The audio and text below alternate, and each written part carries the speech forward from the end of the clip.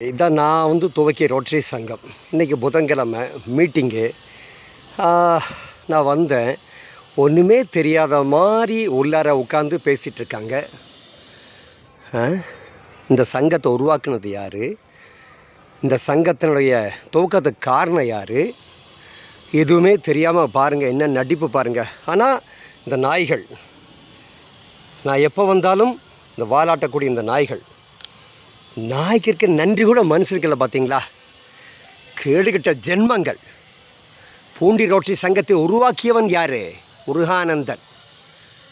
ஆனால் இன்றைக்கி பாருங்கள், இன்றைக்கி புதன்கிழமை வந்திருக்கேன். உள்ளார காயத்ரி பிரசிடெண்ட்டு, செக்ரட்டரி பால் டாக்டர் தீபிகா. அப்புறம் பாருங்கள் வண்டி நிற்குது.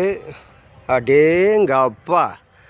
ஓ, முருகானந்தம் இல்லாமல் நீங்களாம் உருவாயிட்டீங்க. அடேங்கப்பா! நன்றி கெட்ட உலகம் நண்பர்களே. இந்த உலகம் நன்றி கெட்ட உலகம். அதான் நீங்கள் பார்க்குறீங்க. நன்றி கெட்ட உலகம். சி, கருமம். இதெல்லாம் ஒரு பொழப்பா? இதுக்கு வேறு ஏதாவது தொழில் பண்ணிட்டு போயிடலாம். கருமாந்திரம். சி, பார்த்துக்குங்க. நான் 2009 சங்கத்தை உருவாக்குறப்போ எவ்வளோ கஷ்டப்பட்டு இந்த 7 சென்ட் இடத்த வாங்கினேன். என்ன கூட்டம் வரும் தெரியுங்களா? முருகானந்தன் சொன்னால் பூண்டியில் ரோட்ரினா முருகானந்தன். அவ்வளோ அலட்சியம் இன்றைக்கு இருக்கக்கூடிய பிரசிடெண்ட்டு. ஆனால் அந்த பிரசிடெண்ட்டுக்கு மறந்துட்டாப்பில் அவங்க அக்காவுடைய ஹஸ்பண்டு இளங்கோ. அவங்களுக்காக நான் என்ன பண்ணியிருக்கேன், எது பண்ணியிருக்கேன், எல்லாத்தையும் சிம்பிளாக மறந்துட்டாங்க. அந்த இளங்கோ வீட்டை விற்கிறதுக்கு நான் என்ன பாடுபட்டேன். அதில் எனக்கு தர வேண்டிய கமிஷன் 1,00,000 ரூபாயில் 50,000 கொடுக்கவே இல்லை. நன்றி கெட்ட உலகம்.